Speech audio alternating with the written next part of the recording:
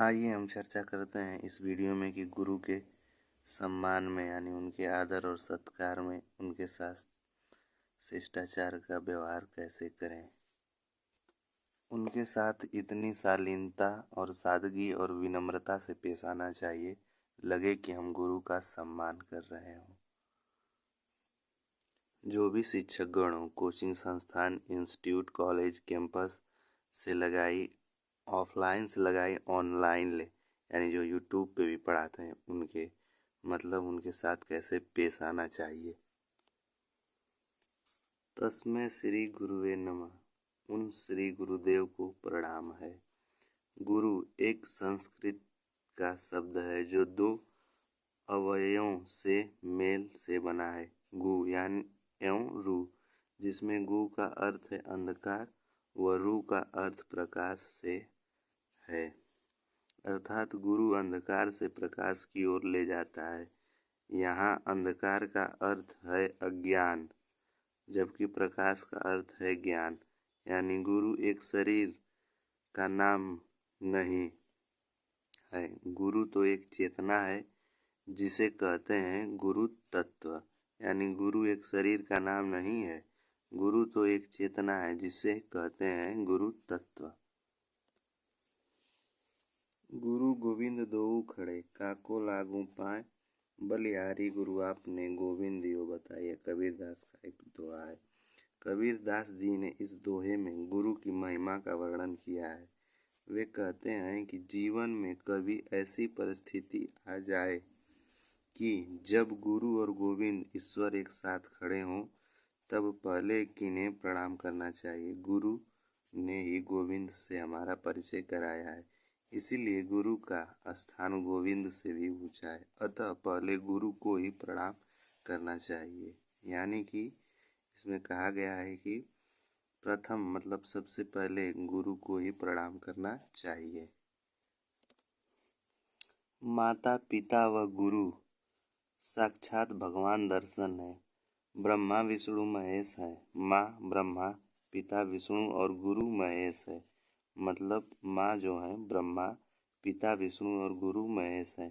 भगवान के लिए अंग्रेजी का शब्द गॉड यानी GOD, जी यानी जनरेटर यानी जन्म देने वाली माँ, ठीक, माँ हो गया। ब्रह्मा, ओ यानी ऑपरेटर, ओ फॉर ऑपरेटर, जो कि पालन करने वाला। पिता विष्णु और डी यानी डिजास्टर यानी डिस्ट्रॉयर, डिस्ट्रॉयर अंधकार का नाश करने वाला गुरु महेश। माता ब्रह्मा यानी जी फॉर यानी जनरेटर, जन्म देने वाली माँ, ठीक। पिता विष्णु यानी ओ यानी ऑपरेटर, पालन करने वाला पिता। गुरु महेश, गुरु के बारे में चर्चा की गई जिसमें गुरु महेश। डी यानी डिस्ट्रॉयर, डिस्ट्रॉयर यानी अंधकार को नाश करने वाला। डी फॉर डिस्ट्रॉयर यानी अंधकार को नाश करने वाला गुरु। माता पिता व गुरु की सेवा भगवत दर्शन है, परंतु माता पिता व गुरु को तो सब मानते हैं, लेकिन माता पिता व गुरु की बात नहीं मानते। यानी इसमें कहा गया है कि माता पिता व गुरु को तो सब मानते हैं, लेकिन उनकी बात कोई नहीं मानते। जैसे माता पिता व गुरु की बात नहीं मानते, इनको मानने से अधिक मूल्यवान है इनकी मानना। यह प्रमुख भगवत दर्शन है। लेकिन मेरे प्रिय बच्चों, हम आपको 7 और भगवान के बारे में बताते हैं। इनके दर्शन से और इनकी मानने से सब कुछ संभव है। पृथ्वी के 7 ईश्वर हैं, जिसमें पहला है गाय, दूसरा गंगा, तीसरा गौरी, चौथा गायत्री और पांचवा गीता, छठवां गोपाल और सातवां जो है हमारे गुरु यानी अध्यापक गण। हमारे सनातन के ये 7 मंगल दर्शन हम प्रतिदिन कर सकते हैं। माता पिता और गुरु यह भगवान स्वरूप मंगल दर्शन होते हैं। श्री रामचरितमानस हमें माता पिता व गुरु की सेवा करना उन्हें ईश्वर स्वरूप समझकर उनमें ईश्वर के दर्शन करते हुए उनकी हर आज्ञा का पालन करना सिखाता है। प्रातः काल उठ के रघुनाथा, मातु पितु गुरु नवाहि माथा, यानी प्रातः काल उठ के रघुनाथा, मातु पिता गुरु नवाहि माता। श्री रामचरितमानस बालकांड दोहा 204 पंक्ति संख्या 7।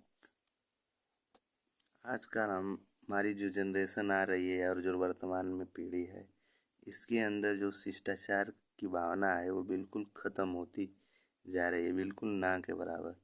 आजकल के बच्चे वेस्टर्न कल्चर का अनुसरण कर रहे हैं, जो कि पाश्चात्य संस्कृति, और जो पाश्चात्य संस्कृति यानी वेस्टर्न वाले हैं वो हमारी संस्कृति को अपना रहे हैं, और हम क्या हैं, उनकी संस्कृति को एक्सेप्ट कर रहे हैं, जो कि बहुत घातक है। आप लोग आए दिन यूट्यूब पे शॉर्ट्स में या रील में देखते होंगे कि जो हमारा वृंदावन और मथुरा है, वहाँ पे वहाँ की महिलाएं यानी वेस्टर्न फॉरेन कंट्री की महिलाएं आकर वहाँ की परिधान यानी साड़ी और चंदन टीका रोरी लगाकर वहाँ वृंदावन में पूजा पाठ कर रही हैं। और हम लोग क्या कर रहे हैं, हमारी पीढ़ी क्या कर रही है, उनके वेस्टर्न कल्चर को एक्सेप्ट कर रही है। तीनों लोक में ऐसा कुछ भी नहीं है जो ईश्वर को ज्ञात न हो अथवा प्राप्त न हो, परंतु जब ईश्वर श्री राम या श्री कृष्ण के रूप में अवतार लेते हैं तो मानव होने का धर्म निभाने के लिए एवं हमें अपने जीवन में गुरु का महत्व बताने के लिए भगवान श्री राम गुरु वशिष्ठ के आश्रम में जाते हैं और भगवान श्री कृष्ण गुरु संदीपनी के आश्रम में जाते हैं। मनुष्य के जीवन में भगवान से भी बढ़कर गुरु को माना जाता है, यानी मनुष्य के जीवन में सर्वोपरि कौन है, गुरु। गुरु शिष्य अथवा साधक का सच्चा मार्गदर्शक होता है। शिष्य अथवा साधक का एकमात्र हितैषी होता है, क्योंकि गुरु को कुछ नहीं चाहिए। गुरु तो केवल जीवों पर उपकार करते हैं। गुरु एक पवित्र अलौकिक तत्व है। गुरु एक पवित्र अलौकिक तत्व है। वह मात्र एक शिक्षक नहीं बल्कि ऐसे व्यक्ति हैं जिन्होंने चेतना की उच्च अवस्था को प्राप्त कर लिया है। कबीरदास जी कहते हैं, यह तन विष की बलेरी गुरु अमृत की खान, शीश दिए जो गुरु मिले तो भी सस्तो जान। यानी कबीरदास जी क्या कहते हैं, यह तन विष की बेलरी गुरु अमृत की खान, शीश दिए जो गुरु मिले तो भी सस्तो जान। हमें गुरु के साथ बिल्कुल शालीनता, विनम्रता एवं सादगी से पेश आना चाहिए। हमें गुरु का अपमान कभी भी भूल कर भी नहीं करना चाहिए। आइए देखते हैं कि दया भाव क्या है। सभी जीवों पर दया करें। हमारा सनातन धर्म सिखाता है कि दया से व्यक्ति महान बनता है। दया श्रेष्ठता का लक्षण है। दया का उल्टा होता है याद। दया से परमात्मा की याद आती है। ठीक, क्षमा। कितना भी बड़ा अपराध कोई कर दे, हमारा सनातन धर्म क्षमा करना सिखाता है। श्रेष्ठ बनने का प्रथम गुण है क्षमा, यानी कि कितना भी बड़ा अपराध क्यों ना हो, हमें उसे क्षमा कर देना चाहिए। यानी श्रेष्ठ बनने का प्रथम गुण है क्षमा। विनम्रता। ठीक, विनम्रता क्या होता है ये देखते हैं। अभिमान आने के पतन से बचने के लिए विनम्रता आवश्यक है। फलदार वृक्ष हमेशा झुके होते हैं। यानी आप लोगों ने गांव में देखा होगा, जो छोटी मशीनें होती हैं, हम उन्हें जितना झुकाते हैं वह उतना अधिक पानी देती हैं। झुकता वही है जिसमें जान होती है, अकड़ तो मुर्दों की पहचान होती है। यानी झुकता वही है जिसमें जान होती है, अकड़ तो एक मुर्दे की पहचान होती है। ठीक, व्यक्ति कितनी भी महान उपलब्धियां पा जाए लेकिन विनम्रता न खोए। सनातन धर्म वाणी से विनम्रता सिखाता है। पानी और वाणी। पानी स्वच्छ हो तो चित्र स्पष्ट दिखाई देता है।